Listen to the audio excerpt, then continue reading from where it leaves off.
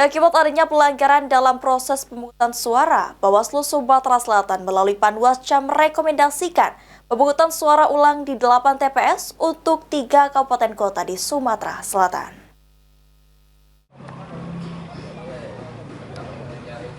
Akibat adanya pelanggaran pada proses pemungutan suara pemilihan gubernur dan wakil gubernur, bupati dan wakil bupati, serta wali kota dan wakil wali kota, 8 TPS di 3 kabupaten kota melaksanakan pemungutan suara ulang. Handoko Komisioner KPU Sumatera Selatan Divisi Teknis Penyelenggaraan Pemilu mengatakan 3 kabupaten kota yang melaksanakan PSU diantaranya 2 TPS di Kabupaten Oki, 1 TPS di Kota Pagar Alam, dan 5 TPS di Kota Palembang. 8 TPS yang direkomendasikan untuk PSU sudah dilaksanakan pada tanggal 1 Desember untuk Kabupaten Oki dan Kota Pagar Alam, disusul Kota Palembang pada tanggal 2 Desember 2024.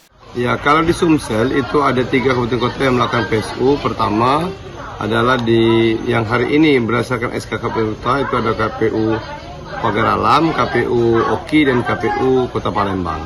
Berarti semuanya sudah dilakukan, Pak ya? Ya, hari ini Palembang sudah melakukan di 5 TPS yang di PSU. Ditambahkan Handoko, pelaksanaan PSU disebabkan oleh beberapa faktor, di antaranya pemilih yang tidak terdaftar DPT ikut memilih, pemilih mencoblos mewakili keluarga, dan pemilih mencoblos tidak sesuai KTP tempat tinggal tanpa adanya surat keterangan pindah memilih. Eki Saputra, PAL TV.